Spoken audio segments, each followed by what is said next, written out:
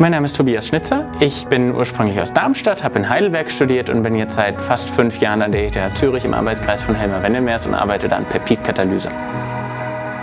Der erste Input für mich zum Chemiestudium kam eigentlich, als wir irgendwann mal Vertretungsunterricht hatten im Chemiehörsaal. Und da hing dieses riesige Periodensystem in den verschiedenen bunten Farben an der Wand. Und das war für mich wahnsinnig interessant zu sehen und zu verstehen, was ist das eigentlich? Die Chemielehrer, die ich hatte, waren alle dafür begeistert, was sie tun. Und das ist viel wert. Und als ich in Heidelberg angefangen habe zu studieren, war es das für mich. Ja. Also ich wusste, dass ich das will und ich hatte Spaß dran. Ja. Während meinem Studium habe ich mich mit Enzymen auseinandergesetzt. Die Idee, diese Größe zu reduzieren und kleine Peptide zu benutzen, die aus wenigen Aminosäuren bestehen, war wirklich für mich die faszinierende Fragestellung hier. Und deshalb bin ich hier zu Helmer gekommen. Normale Eiweiße bestehen aus Tausenden von Aminosäuren und wir reduzieren das auf 2, 3, 4 Aminosäuren und mit denen katalysieren wir Reaktionen.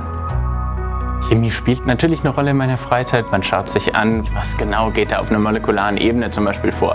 Wenn ich ein Blatt sehe, dann ist mir durchaus bewusst, wie der Farbstoff aussieht, der das Blatt grün macht. Also das sind alltägliche Dinge und natürlich lernt man mit der Chemie auch Organismen um einen herum ein bisschen besser zu begreifen. Oder wie funktioniert Atmung, wie funktioniert Sehen. Das sind Dinge, die einen Chemiker betreffen. Ein Arbeitskreis ist ja durch Veränderung geprägt.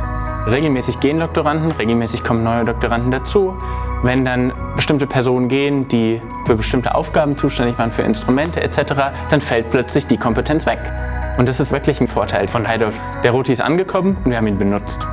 Da war nicht viel nötig mit weiterer Einführung, das Manual lesen. Der funktioniert einfach.